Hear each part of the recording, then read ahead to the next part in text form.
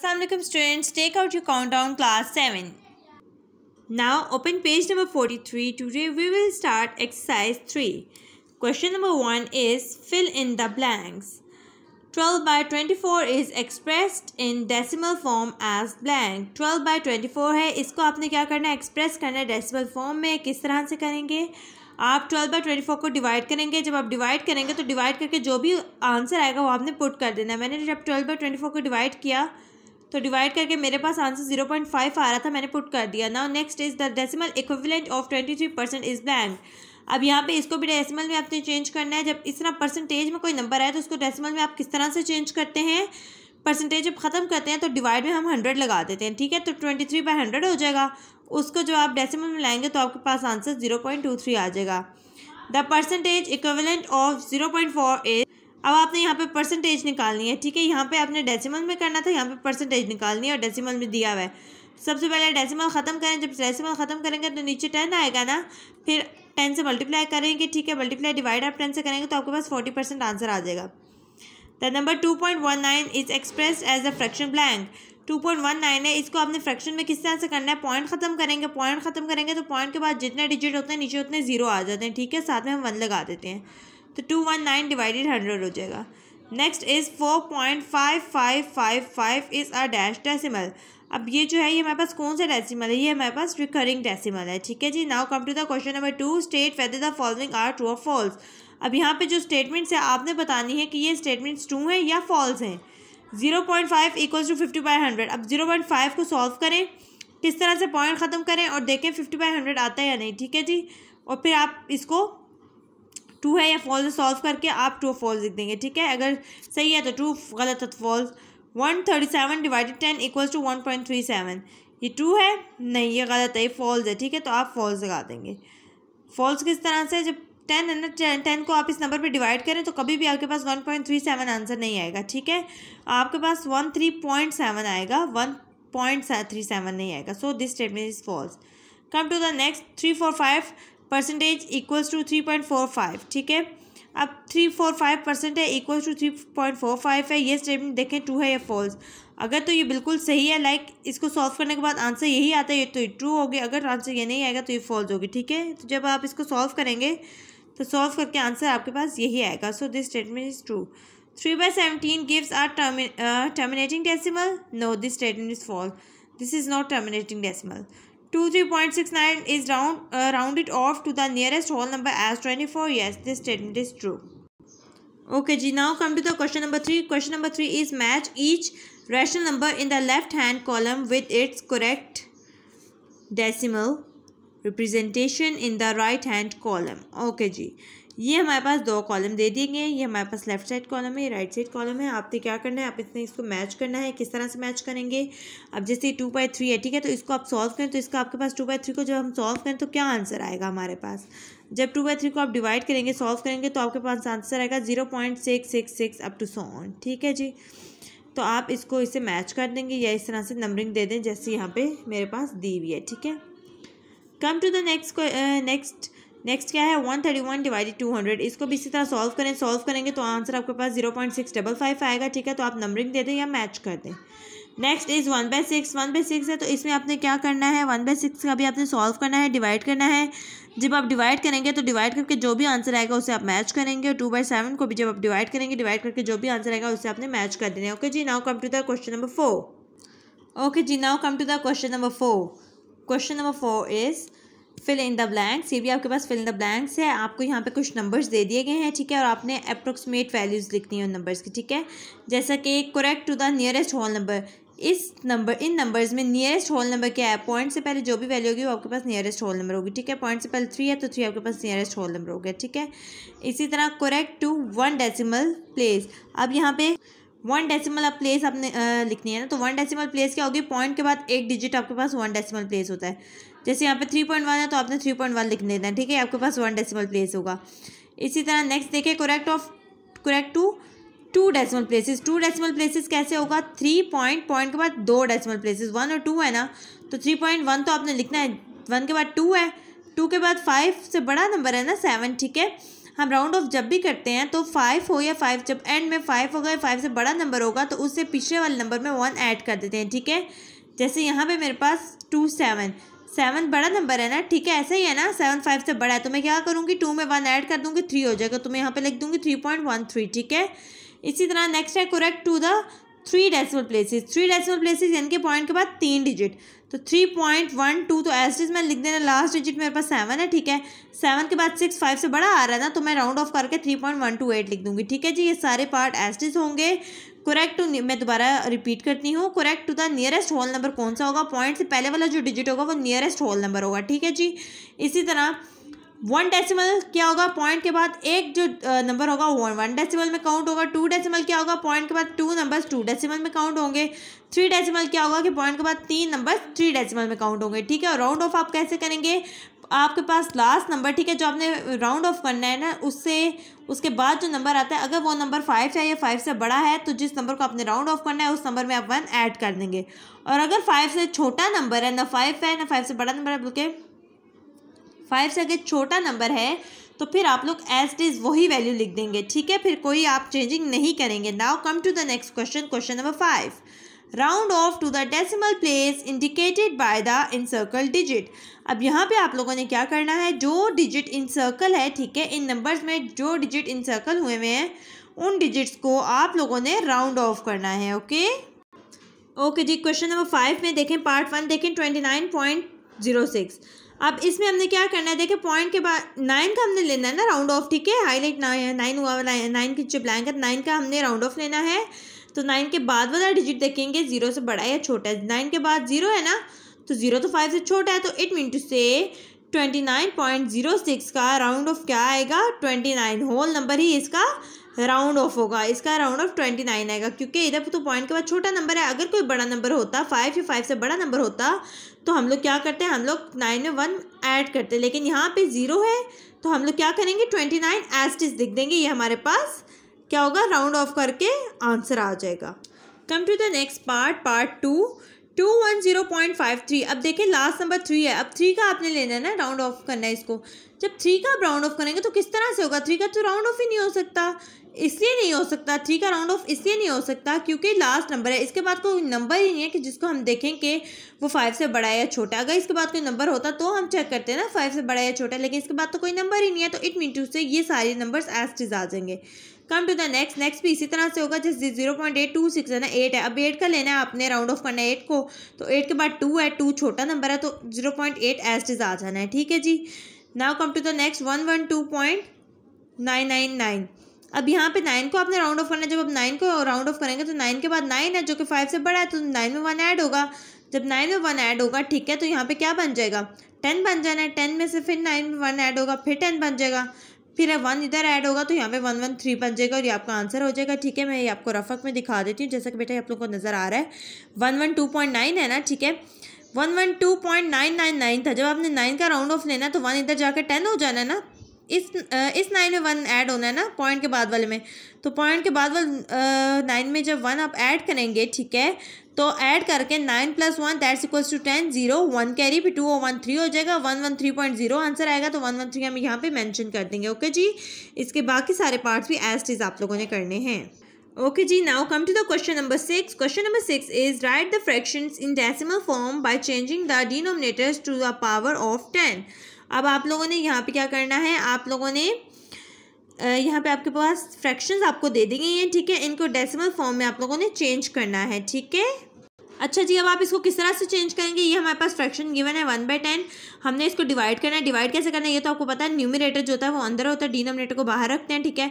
तो अंदर अगर हमारे पास 1 है, ठीक है, तो आप 1 है ना, 1 बाहर बड़ी वैल्यू है, अंदर छोटी वैल्यू है, तो हमने बैलेंस भी तो करना होता है ना वैल्यूज़ को। तो बैलेंस करने के लिए हम ऊपर 0 पॉइंट लगाएंगे। जब यहाँ पे हम 0 पॉइंट लगाते हैं तो यहाँ पे 1 0 हमारे पास बढ़ जाता है, ठीक है।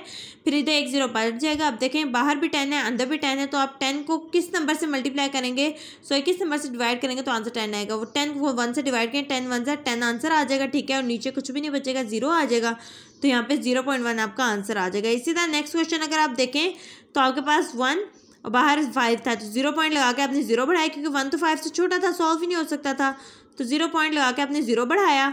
देन 5 के टेबल में देखिए 10 आता है ना, 5 1 5 5 2 10, तो आपने 5 2 10 कर दिया और 0.2 आपका आंसर हो गया, ठीक है।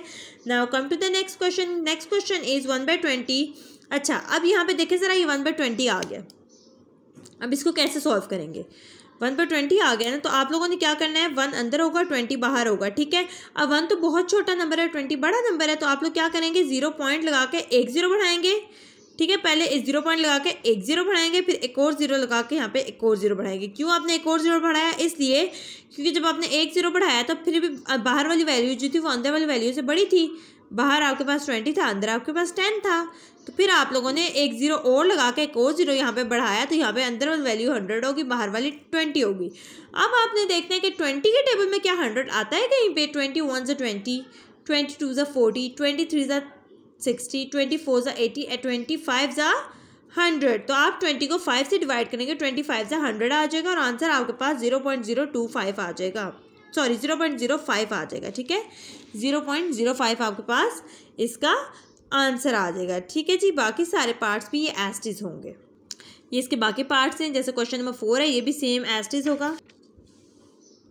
क्वेश्चन नंबर 4 भी एज इट इज होगा, ठीक है। आपके पास 1/20 था, तो 1 अंदर छोटा नंबर था, 50 बड़ा नंबर था, ठीक है। 50 था, 50 बड़ा नंबर है, 1 छोटा नंबर था, 0 पॉइंट लगा के एक 0 बढ़ाया। अब अंदर वाली वैल्यू 10 होगी, बाहर वाली वैल्यू आपके पास फिर 50 है, ठीक है। तो 50 तो फिर भी बहुत बड़ा नंबर है, तो आपने एक और 0 ऊपर लगा के यहाँ पे एक और 0 बढ़ा देना है, ठीक है, ताकि आप इजीली इसको सॉल्व कर लें। फिर आपने देखना है क्या 50 के टेबल में 100 आते हैं कहीं पे? 51 × 50, 52 × 100 होता है, तो आप 52 × 100 कर देंगे, अंडरस्टूड। और आपके पास 0.02 आंसर आ जाएगा। इसी तरह नेक्स्ट क्वेश्चन आपके पास है 1/25, इसको भी सेम इसी मेथड से करना है, ठीक है। बाकी जो आपके क्वेश्चन गिवन है 1/25 हो गया, 1/40 हो गया, ये क्वेश्चन सेम इसी मेथड से होंगे, 3/4, 2/5, ठीक है। इस सारे क्वेश्चन आपने सेम इसी मेथड से करने हैं, सिंपल डिवीजन। इसमें ऐसा कोई कन्फ्यूजन की बात नहीं है, ठीक है। ये जैसे हम लोग सिंपल डिवाइड करते हैं ना, ये भी बस सिंपल डिवीजन है, ठीक है। Now come to the next question. Okay जी, now come to the next question. Question number 7, express the following rational number as decimal by division. अच्छा जी, यहाँ पे भी आपके पास क्या है, आपके पास रैशनल नंबर दिए हुए हैं, ठीक है। आपने इसको क्या करना है, आपने डिवाइड करके डेसिमल नंबर में इनको कन्वर्ट करना है, ठीक है। किस तरह से करेंगे, ये भी बहुत इजी है, ठीक है। जैसे हमने क्वेश्चन नंबर 6 किया था ना, डिवाइड किया था, ये भी सेम वही चीज़ है, ठीक है। क्वेश्चन नंबर 7 में भी आपने क्या करना है, आपने जस्ट डिवाइड करना है, ठीक है। तो आप इसको डिवाइड कर लेंगे। जैसे 2/5 है आपके पास, ठीक है, तो 2/5 को आपने डिवाइड किया, 2 को अंदर रखा, 5 को बाहर रखा, ठीक है। फिर 0 पॉइंट लगा के 0 आपने बढ़ाया, क्योंकि अंदर वाली वैल्यू बहुत छोटी थी, सॉल्व नहीं हो सकती थी, तो 0 पॉइंट लगा के अंदर आपने एक 0 बढ़ा दिया। तो फिर आपने देखना है 2 के टेबल में, सॉरी 5 के टेबल में 20 कहाँ आता है, 5 4 से 20 होता है, तो आप 5 4 से आप 20 कर देंगे, ठीक है। इसी तरह से 3/10 को भी आपने इसी तरह से करना है, 3 को आप अंदर रखेंगे, 30 को बाहर रखेंगे। और अब अंदर वाला नंबर अगर आप देखें तो वो छोटा है, बाहर वाला नंबर काफ़ी बड़ा है, तो आप लोगों ने क्या करना है, अगेन 0 पॉइंट लगा के 0 बढ़ा लेना है। जब भी अंदर आपके पास नंबर छोटा आएगा तो आप 0 पॉइंट लगा के 0 बढ़ा लेंगे और इसको इक्वल करेंगे। अभी इक्वल हो गया, अंदर भी 30 हो गया, बाहर भी 30, बैलेंस हो गया। तो अब आप क्या करेंगे, अब आप 30 को मल्टीप्लाई कर देंगे किससे, 1 से, 31 × 30 आ जाएगा और आपके पास 0.1 आपके पास आंसर आ जाएगा, ठीक है जी। यहाँ पे भी बाकी सारे क्वेश्चन एज इट हैं, कोई यहाँ पे फर्क नहीं है, ठीक है, किसी भी क्वेश्चन का। बस ये जो क्वेश्चन नंबर आपके पास 5 आ रहा है, यहाँ पे माइनस का साइन है, ठीक है।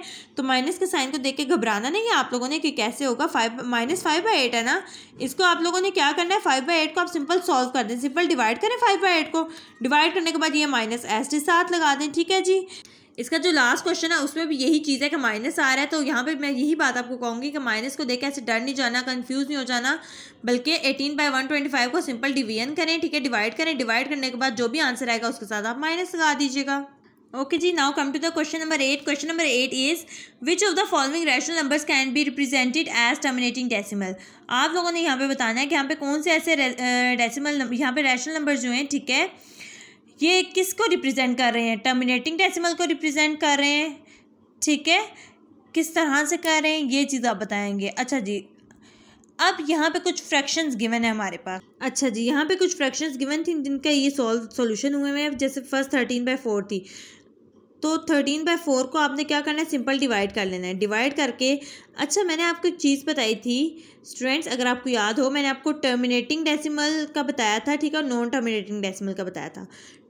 मैं दोबारा उसी चीज़ को रिवाइज करवा देती हूँ आपको, ठीक है। टर्मिनेटिंग डेसिमल कौन से डेसिमल्स होते हैं, टर्मिनेटिंग डेसिमल्स वो डेसिमल्स होते हैं जो कि रुक जाते हैं, ठीक है, चलते नहीं, लाइक 3.25 है, ठीक है, यहाँ पे रुक गया, आंसर 0 आ गया, ठीक है।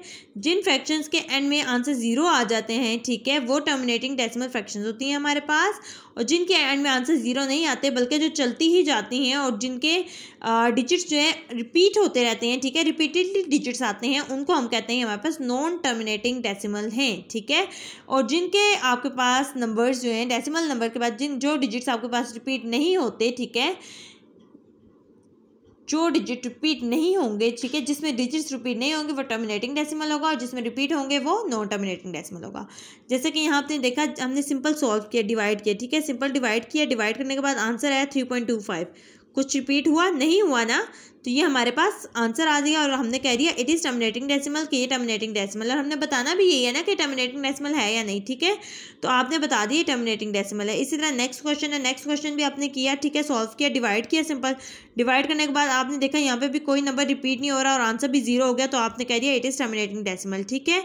इसी तरह बाकी इसके जितने भी क्वेश्चन हैं उसमें आप इसी तरह से बताते जाएंगे, बस सिंपल उसकी डिवीजन करेंगे, सिंपल डिवीजन करेंगे, डिवीजन करने के बाद अगर इस तरह से कोई नंबर्स रिपीट नहीं हो रहे तो आप कह देंगे इट इज़ टर्मिनेटिंग डेसिमल, अगर रिपीट हो जाए तो कह दें it is not terminating decimal. अब ज़रा ये देखें, नेक्स्ट आप देखें क्वेश्चन नंबर 3 -13/15। अब जब मैंने -13/15 को जब मैंने सॉल्व किया तो सॉल्व करके मेरे पास इसका आंसर 0 आ ही नहीं रहा बल्कि ये चलता ही जा रहा है, ठीक है, ये चलता जा रहा है और देखें रिपीट भी होता जा रहा है, आंसर 0 नहीं आ रहा, तो इट मीन टू से it is non terminating decimal, ठीक है। इसी तरह नेक्स्ट क्वेश्चन नंबर 4 पे आए तो इसमें भी अगर हम देखें तो ये देखें चलता ही जा रहा है, इसमें नंबर्स रिपीट तो नहीं हुए लेकिन ये चलता जा रहा है, इसका आंसर 0 आ ही नहीं रहा, तो इसमें भी आप कह दें it is non terminating decimal, okay जी। इसी तरह नेक्स्ट है -2/3 है आपके पास, ठीक है, तो यहाँ पे भी अगर हम देखें तो ये चलता जा रहा है, आंसर 0 नहीं आ रहा और डिजिट रिपीट होते जा रहे हैं, तो इट इज़ नॉन टर्मिनेटिंग, ठीक है। जहाँ पे डिजिट रिपीट होते रहेंगे वो नॉन टर्मिनेटिंग डेसिमल और जहाँ पे डिजिट्स रिपीट नहीं होंगे वो टर्मिनेटिंग डेसिमल होगा आपके पास। Okay ji, now come to the question number 9. Question number 9 is which of the following rational numbers cannot be represented as terminating decimals? इनमें से आपने बताना है कौन से रैशनल नंबर ऐसे रैशनल नंबर है जो टर्मिनेटिंग डेसिमल को रिप्रेजेंट नहीं कर रहे। यहाँ पे बताना था टर्मिनेटिंग डेसिमल को कौन से रिप्रेजेंट कर रहे थे, ठीक है। यहाँ पे अच्छा जो फ्रैक्शन को जब आप सॉल्व करेंगे तो जो टर्मिनेटिंग डेसिमल होंगे उनके साथ टर्मिनेटिंग लिख दीजिएगा, ठीक है। जो नहीं होंगे उनके साथ उनको छोड़ दीजिएगा, उनके साथ बेशक ना लिखिएगा क्योंकि हमने तो उनको हाईलाइट करना है ना जो टर्मिनेटिंग डेसिमल्स हैं। इसी तरह क्वेश्चन नंबर 9 में भी आप लोगों ने करना है, आप लोग सॉल्व करेंगे, जो नॉन टर्मिनेटिंग होंगे उनके साथ आप नॉन टर्मिनेटिंग लिख देंगे, मेंशन करेंगे। देखिए क्वेश्चन नंबर 9 में आपके पास 4/25 जैसे, ठीक है, तो 4/25 को हमने सिंपल डिवाइड किया तो हमारे पास आंसर 0.16 आ गया ना, आंसर हमारे पास 0.16 आ गया ना, तो ये हमारे पास क्या है, टर्मिनेटिंग है ना, और हमने तो यहाँ पे नॉन टर्मिनेटिंग को हाईलाइट करना है, तो इससे इसको यहीं पे छोड़ देना है, इसका कोई आंसर आपने नहीं करना, ठीक है। और नॉन टर्मिनेटिंग कौन से डेसिमल होता है, नॉन टर्मिनेटिंग वो डेसिमल होता है जिसमें रिपीटेडली आपके पास नंबर्स आएंगे, ठीक है, और जो चलता ही जाएगा और उसका आंसर 0 आपके पास नहीं आएगा, ठीक है। जो लिमिटेड नहीं है, जो अनलिमिटेड है वो नॉन टर्मिनेटिंग है, जो लिमिटेड है वो टर्मिनेटिंग है। अच्छा, इसी तरह अब यहाँ पे आप देखें 3/7 को जब मैंने सॉल्व किया तो ये मेरे पास चलता ही जा रहा है, ठीक है, और एंड में आंसर 0 भी नहीं आ रहा लेकिन फिर भी ये ख़त्म नहीं हो रहा बल्कि बस चलता जा रहा है ये, ठीक है, तो इसलिए हम इसको कह देंगे it is non terminating decimal numbers. बेशक इसमें डिजिट्स रिपीट नहीं हो रहे, ठीक है, बेशक इसमें डिजिट रिपीट नहीं हो रहे लेकिन फिर भी ये चलता जा रहा है। लेकिन जो ऐसे क्वेश्चन होते हैं ना जिनमें डिजिट रिपीट नहीं होते और चलते जाते हैं तो काफ़ी आगे जाकर ना, जब चलते ही जाएंगे ना तो काफ़ी आगे जाकर फिर ऐसा होगा कि ये वाले डिजिट्स रिपीट होना स्टार्ट हो जाते हैं।